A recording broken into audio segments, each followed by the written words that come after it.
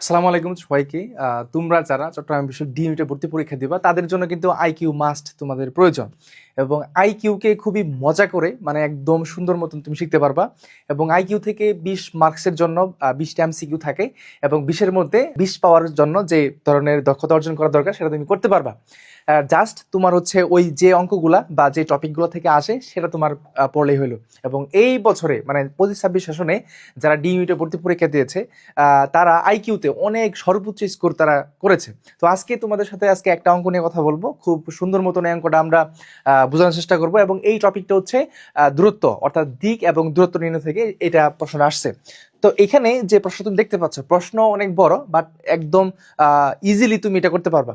দেখো, প্রথমেই এই অঙ্কটা করানোর জন্য তোমাকে কয়েকটা বিষয় স্টেপ দেখতে হবে। প্রথম স্টেপটা হচ্ছে যে দিক জিনিসটা বুঝো কিনা। দেখো, এইভাবে করে যদি আমরা যদি এরকম করে একটা বিষয় উপস্থাপন করি, সেটা হচ্ছে দিক নির্ণয় করার জন্য বা দিককে বোঝার জন্য তোমার এই ডায়াগ্রামটা কিভাবে আমরা দেখি। দেখো, এই যে উপরে যেটা থাকে এটাকে আমরা সবসময় কি বলি? এটাকে সবসময় আমরা বলি উত্তর দিক, রাইট? এটা হচ্ছে উত্তর দিক। এবং তার অপোজিটে যেটা থাকে সেটাকে আমরা বলতে পারি সেটা হচ্ছে কি দক্ষিণ দিক, তাই না? এবং এখানে যেটা থাকে সেটা হচ্ছে আমাদের কি পূর্ব দিক, এবং এখানে যেটা থাকে সেটা হচ্ছে আমাদের পশ্চিম দিক। আমরা যদি মানচিত্র পড়ি তখন কিন্তু এই বিষয়টা আমরা ক্লিয়ারলি বুঝতে পারি। তার মানে এটা উত্তর, এটা হচ্ছে দক্ষিণ, এটা পূর্ব এবং এটা হচ্ছে পশ্চিম দিকগুলা। এখন আসো তোমাকে আরেকটা বিষয় বোঝা, সেটা হচ্ছে যখন কোনো একটা এইভাবে এইভাবে কোনো একটা রেখা যখন আমরা টানি তখন হচ্ছে তার দুপাশ থেকে দুইটা বিষয় বের হয়। একটা হচ্ছে এইখান থেকে আমরা যদি এইভাবে যাই তাহলে এই পাশটাকে আমরা বলতে পারি কি, এই পাশটা হচ্ছে আমাদের বাম, এটা হচ্ছে আমাদের বাম পাশ, এবং এইটা হচ্ছে আমাদের এখানে কি ডান পাশ, রাইট? এটা। এবং যখন তুমি দেখবা যে হচ্ছে নিচ থেকে উপর দিকে যদি উঠো তাহলে এই পাশটাকে আমরা বলি ডান পাশ এবং এই পাশটাকে আমরা বলি বাম পাশ। একদম সিম্পল। এখন এইটাকে যদি রিভার্স করে দিই আমরা, যেমন হচ্ছে উপর থেকে যদি নিচে কোনো একটা বস্তুকে নামানো হয়, ধরো তুমি উপর থেকে নিচে নামতেছো, তখন এই পাশটাকে আমরা কি বলতে পারি? এই পাশটাকে আমরা বলবো সেটা হচ্ছে এখানে বাম পাশ, এটা হচ্ছে বাম পাশ। এবং এই পাশটাকে আমরা কি বলবো? সেটা হচ্ছে এখানে ডান পাশ। ঠিক আছে, এই বিষয়টা। এখন এইটা বোঝার মাধ্যমে আমরা অঙ্কে চলে আসি। দেখো, রবিন 8 কিলোমিটার, ধরো এখানে রবিন, এখানে হচ্ছে রবিন এখানে বসে আছে, এখানে হচ্ছে রবিন বসে আছে, রাইট? ওকে, বলা হচ্ছে 8 কিলোমিটার পূর্বে গিয়ে, পূর্ব কোনটা? তাহলে এই দিক বরাবর যাবে। এই রবিন হচ্ছে 8 কিলোমিটার, সে পূর্ব দিক যাচ্ছে। কত কিলোমিটার? সেটা হচ্ছে 8 কিলোমিটার। ওকে ফাইন, 8 কিলোমিটার সে পূর্ব দিক বরাবর যাচ্ছে। তার ডান দিকে ঘুরে এখন কত হচ্ছে? কিছুক্ষণ আগে বলছিলাম না, এই যে দেখো একটা রেখা এইভাবে করে গিয়ে ডান দিক মানে কি এইভাবে। তাহলে রবিন 8 কিলোমিটার যাওয়ার পরে সে ডান দিক ঘুরছে। কোন দিক ঘুরছে? ডান দিক। ডান দিক বলতে নিচের দিকে ঘুরছে। এখন ডান দিকে ঘুরে সে 3 কিলোমিটার, কত কিলোমিটার? 3 কিলোমিটার। তার মানে এইখান দিয়ে সে হচ্ছে 3 কিলোমিটার সে ডান দিকে ঘুরছে, তার মানে নিচে চলে আসছে। পুনরায় আবার ডান দিক ঘুরছে এবং সে কিন্তু আবার পুনরায় ডান দিক ঘুরছে। এখন কত হচ্ছে? উপর থেকে যখন তুমি নিচের দিকে আসবা তখন তোমার ডান দিক কোনটা? তখন তোমার ডান দিক হচ্ছে এই দিক বরাবর। এখন ডান দিক ঘুরে সে 12 কিলোমিটার, এখানে লেখা আছে কত কিলোমিটার? সেটা হচ্ছে 12 কিলোমিটার। তার মানে এই যে এই বরাবর আসছে, এই বরাবর এসে সে 12 কিলোমিটার আসছে। মানে এখানে তো 8 ছিল, তাহলে 12 হলে আরো অনেক বেশি যাবে। তাহলে এখানে হচ্ছে কত?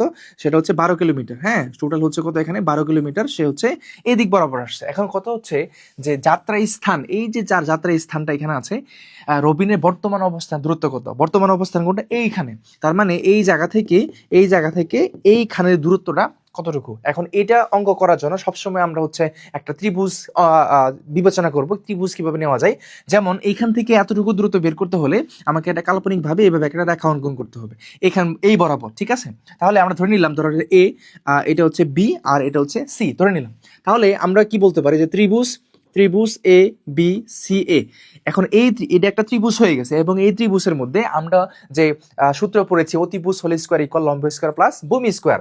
তাহলে আমরা অঙ্কটা একদম ডেফিনেটলি করতে পারবো। তাহলে এখানে এই যে মানটা আছে সেটা হচ্ছে অতিভুজ। তার মানে আমরা বলতে পারি যে এ স্কোয়ার মানে এ সি স্কোয়ার অতিভুজ, লম্ব আমরা যদি বলি সেটা হচ্ছে A B whole square plus এখানে আমরা বলতে পারি সেটা হচ্ছে বি সি হোল স্কোয়ার। ঠিক আছে, এটা। এখন যে জিনিসটা সেটা হচ্ছে যে এ বির মানটা, এখন এইখান থেকে এতটুকুর দূরত্ব মানে কত? সেটা হচ্ছে এখানে, মানে এখানে যত আছে এখানে তো তাই হবে, সেম হবে। তাহলে এখানে 3 যেহেতু আছে তাহলে এইটার মানও কত? 3 হবে। তাই না? তাহলে আমরা এখানে কি বলতে পারি, 3 স্কোয়ার প্লাস এই যে BC স্কোয়ার। এখন এই যে B এবং C এতটুকু দূরত্ব কত, দেখো এইখান থেকে এতটুকুর ফুল দূরত্ব হচ্ছে 12 কিলোমিটার। তো এইটা তো আমার সম্পূর্ণ লাগতেছে না, লাগতেছে হচ্ছে B থেকে C পর্যন্ত। তাহলে এতটুকু দূরত্ব বের করতে হলে কি করতে হবে, এই যে ফুল দূরত্ব কত ছিল, ফুল ছিল তোমার কত, 12 ছিল, তাই না? এই 12 থেকে দেখো এতটুকু দূরত্ব বাদ দিতে হবে। এইখান থেকে এখান পর্যন্ত দূরত্ব হচ্ছে কত, 8, মানে এখানে যা থাকবে এখানে তো তাই থাকবে, তাহলে 8 তুমি বাদ দাও। তাহলে 8, এই ফুল দূরত্ব যদি 12 হয়, এই 12 থেকে এতটুকু দূরত্ব বাদ দিলে এখানে দূরত্ব বের হচ্ছে, তাহলে 8 তুমি যদি বাদ দাও তাহলে কত বের হবে, 4 বের হবে। তাহলে এখানে BC স্কোয়ারের যে মানটা সেটা হচ্ছে এখানে 4 স্কোয়ার। দেখো তাহলে 3 দুইটা 9 হয় এবং এখানে কত হয় 16, তার মানে কত পাচ্ছি আমরা 25।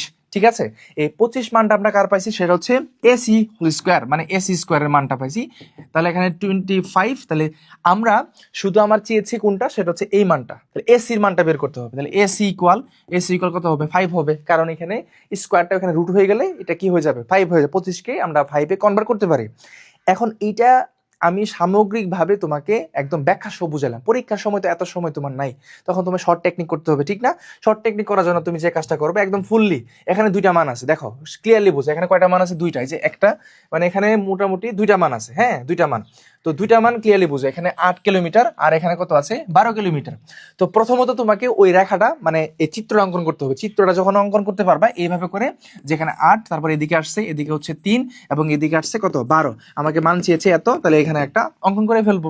তাহলে এখানে এই মানটা 3 আর এতটুকুর যে মানটা সেটা হচ্ছে এখানে 4, কারণ কারণ এই যে এতটুকু বরাবর মানটা কত ছিল, 8 ছিল। ঠিক আছে, এইভাবে করে তুমি অঙ্কটা করতে পারবা। কেমন, তোমাকে একটা অঙ্ক দিচ্ছি, যদি বুঝে থাকো তাহলে হচ্ছে এই অঙ্কটা তুমি আমাকে একটু করে দিবা, যে হচ্ছে এটা কি, ভোরবেলায় আপনি বেড়াতে বের হয়েছেন, বের হওয়ার সময় সূর্য আপনার সামনে ছিল, কিছুক্ষণ পর আপনি বাম দিকে ঘুরলেন, কয়েক মিনিট পর আপনি ডান দিকে ঘুরলেন, এখন আপনার মুখ কোন দিকে? প্রথমে যে তোমাদেরকে একটা দিকের অঙ্ক পড়াইছিলাম, এই যে দিকটা, এই দিকটার মাধ্যমে তুমি এই অঙ্কের আনসারটা তুমি কমেন্টে জানিয়ে যাবে, এবং অঙ্কটা বুঝতে পারছো কিনা এটাও একটু জানাবে।